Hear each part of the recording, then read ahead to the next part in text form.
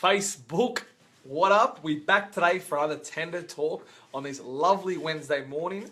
So while I spent a couple of minutes just getting this all shared up so we can make sure we've got a few people watching.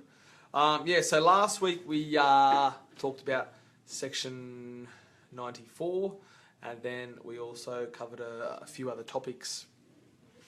So what I want you to do is I really would like to know how many of you out there are actually watching this and if this is actually a good time, because I'm trying to do this on a weekly basis at the same time so I'm getting many of you people actually here live watching this, because you know it's good for you if you want to ask some questions, if you've got actually a tender that you're looking through at the moment, if you're unsure exactly a few things that you're unsure about, you know, what's going on in your tender, if you need to ask any questions, you know, this is the place to do it, you know what I mean? Because, you know, it does become a little bit confronting and a little bit when you don't really know exactly what's going on. So I'm just getting this all shared up, you know, so we can get as many people as we can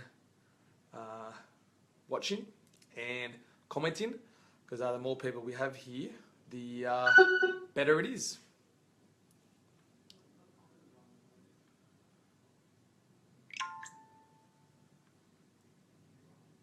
Alrighty.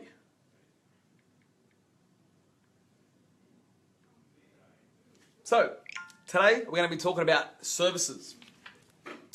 Now, most of the tenders, you need to just actually see what they specify when talking about what they allow for when they're talking about services.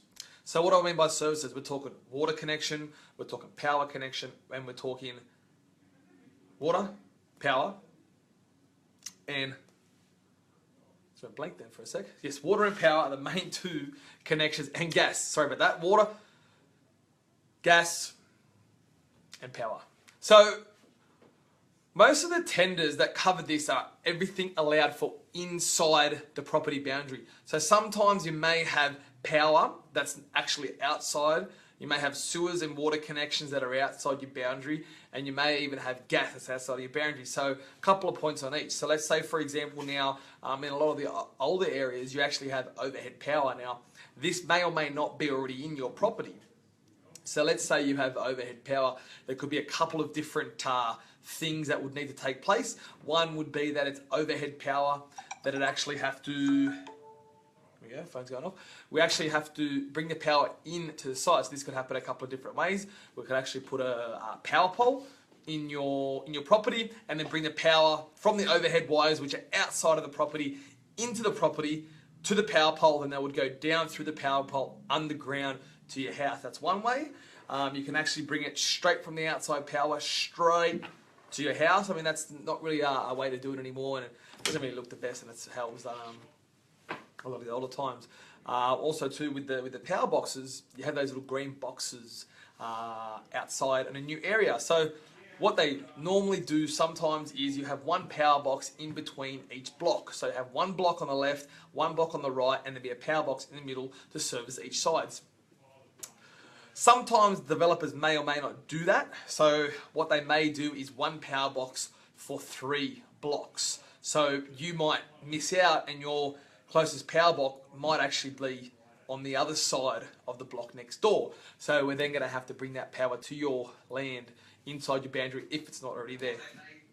So that's the power. Now with some sewers and things like that, this tends to happen a lot of times on a duplex, where you either have Torrens title, so you've got 2 separate lots, so you may already have sewer connection there, but you're going to need to have a second one. So this is where sometimes a sewer may not be inside, they might not have 2 sewers inside, so we're going to have to bring it from the road or wherever that actually may be. It might be outside of your boundary, it might be underneath a footpath. We just don't know until we actually do investigations on the specific block. And also with the gas. So a lot of the new areas should have the gas connections done. But a lot of the older areas may not even have gas in the area, because a lot of them may have been on bottles. So we might have to locate where the gas is and actually bring that to your boundary and bring it to your house. Now, there are a few things that we can find out all this sort of stuff. So never worry if you're unsure. Either ask the builder you're talking to at the moment, or feel free to leave some comments below.